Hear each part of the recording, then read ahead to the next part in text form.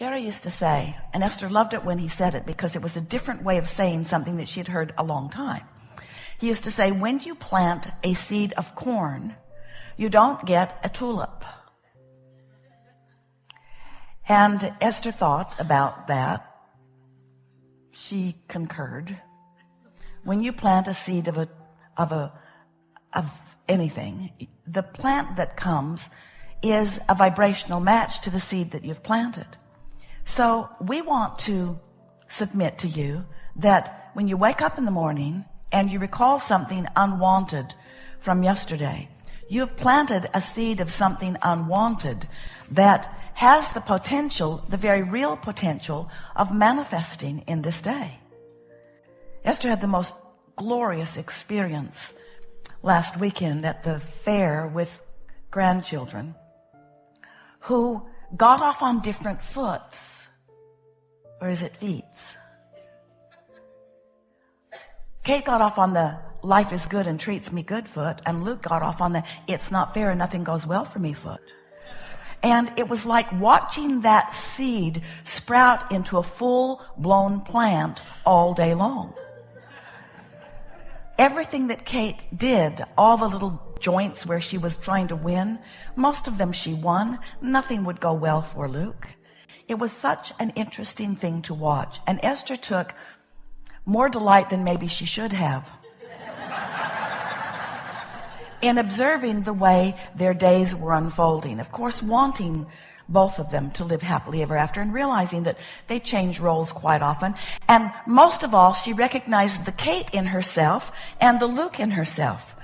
In other words, she recognized that some days she's in a point of attraction that's not going that well. And so she's been thinking a lot about planting the happy seed and what that will produce. We've been talking to you for quite a while about being the creator of your own experience. And we explained to you that you were source energy before you came into these physical bodies. And even though you are in this physical body now, the larger part of you, that larger source energy part of you, remains non-physically focused and is in a very high-flying, good-feeling, vibrational place. And you have a vibrational relationship with that very high-flying, good-feeling aspect of you. In fact, every emotion that you feel is your indicator of whether you're in sync with that flawless, meaning resistant-free aspect of yourself, or whether you've picked up enough along your physical trail and, this is the most important thing you will hear from us today, or maybe ever, and activated in this day and are using it as a point of resistance against who you really are. We want you to understand that your momentum is something that you start every morning, and it doesn't need to go past sleeping that night. But it often does, because you're so good at remembering what happened yesterday. You're so good at blogging about it. Writing it down, remembering it, conversing about it, repeating it.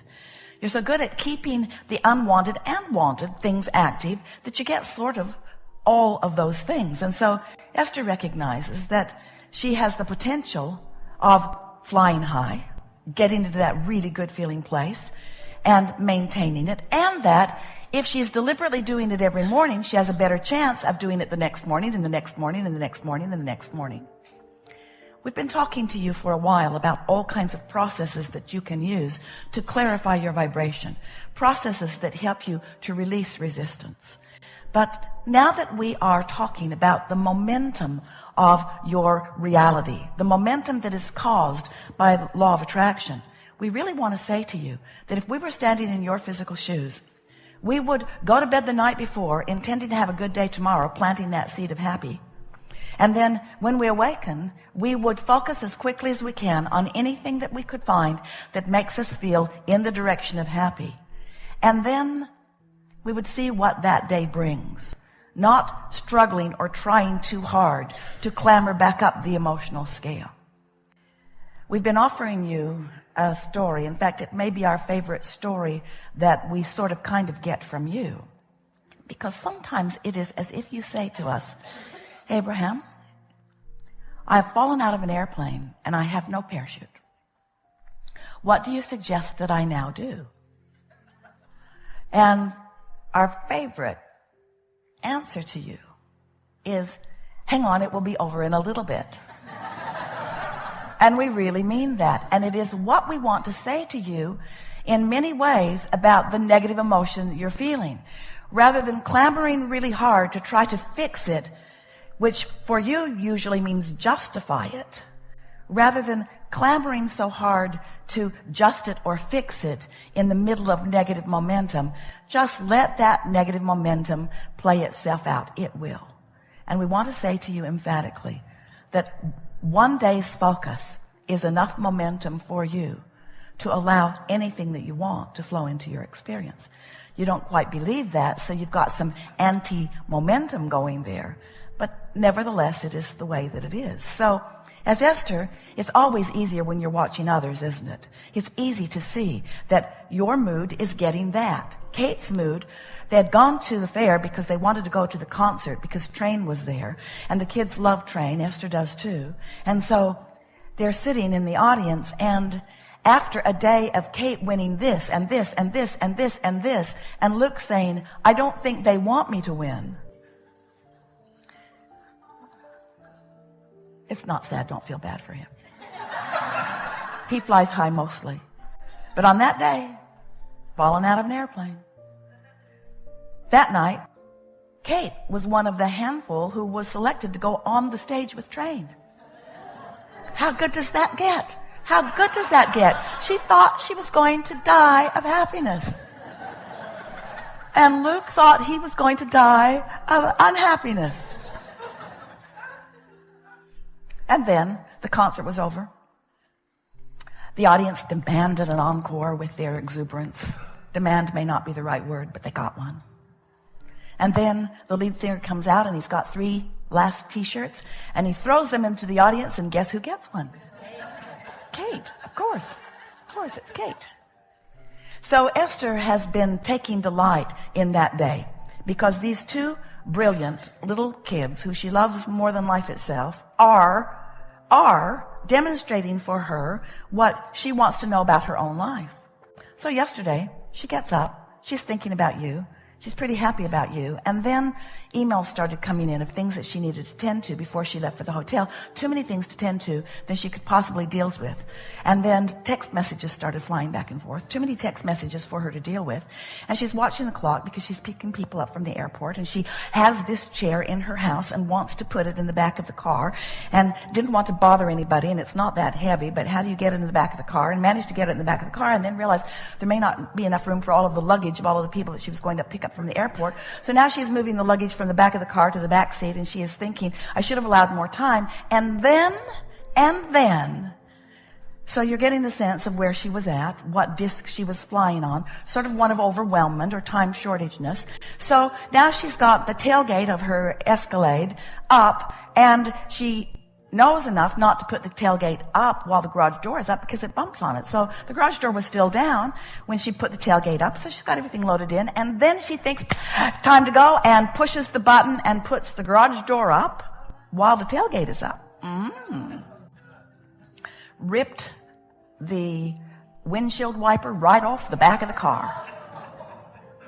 It's just sort of dangling there by its little water cord.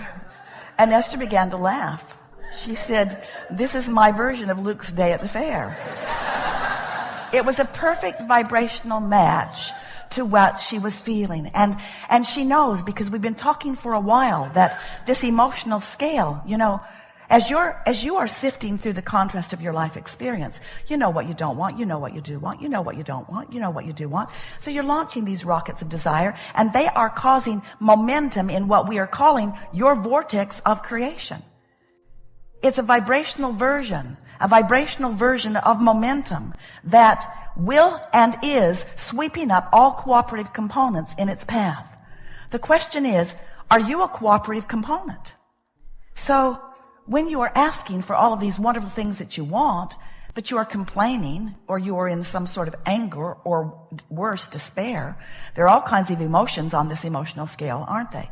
All the way from ecstasy and love and feeling wonderful, right down to fear and despair and some of everything in between. So you've launched this vortex of creation, but the question is, where are you as you stand in your physical body projecting your vibrational outputs? where are you in relationship to what's in your vortex?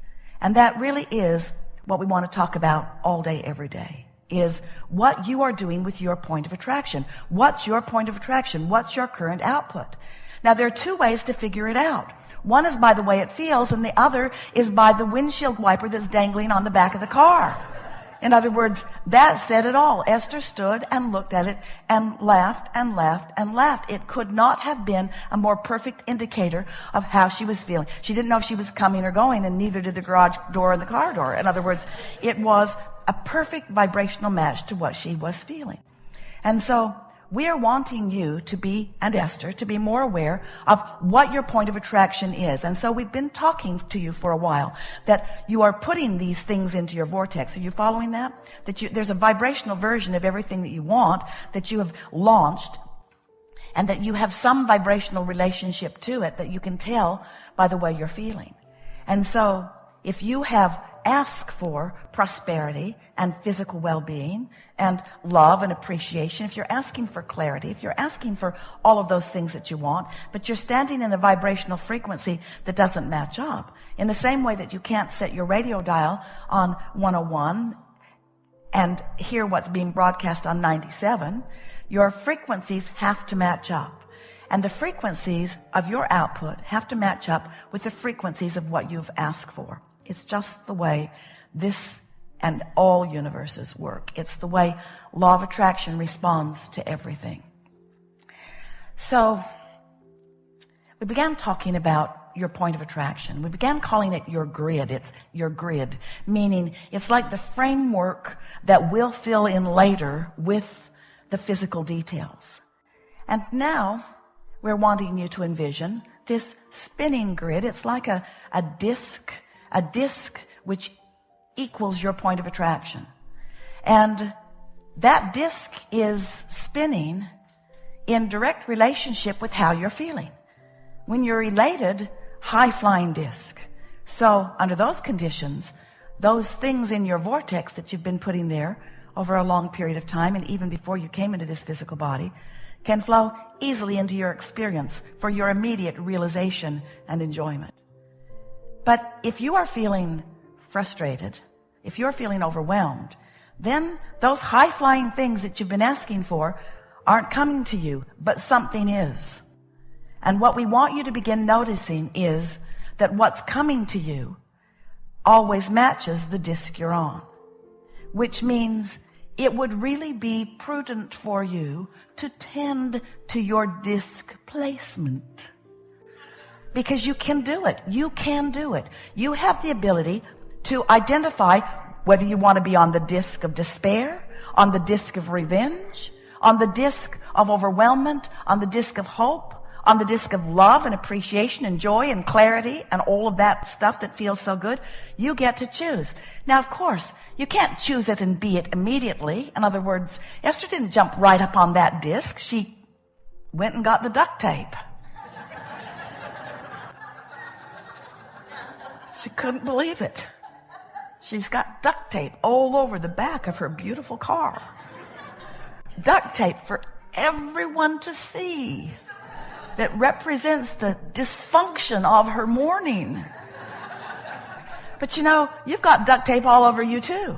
You got duct tape all over you displaying the dysfunction of your disc choosing. And so what we want you to do is not struggle or clamor or don't try to cover up the duct tape. It's uncover-upable. Just accept it as the indicator of where you have been. And then every day, just make the decision that you're going to do the best job you can of picking the high-flying disc. And what you begin to notice is it's easier and easier to pick the high-flying disc. It's easier and easier to stay on the high-flying disc. And what looks like magic to other people begins to be the life that you live. Because good thing after good thing after good thing flows into your experience.